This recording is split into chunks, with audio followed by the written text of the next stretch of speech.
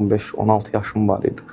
Elə bir zubora gedirdi, başqa bir ölkəyə zubora gedirdi. Onda da maaş almayan vaxtlarım idi. Elə yaxşı yadıma düşdü, onu da danışım. Onda da maaş almayan vaxtlarımdır. Evdə də həqiqətən də çox pis idi vəziyyət.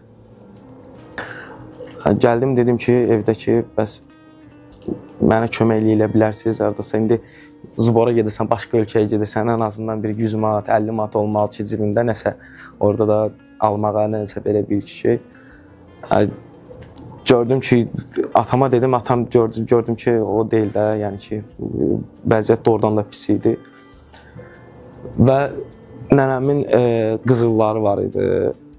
Getdi otağına, getdi qızıllarımı verdi atama ki, apar saat, bunları gətir Elvinin cibinə pul qoy ki, Elvin pulsuz getməsin də zubora.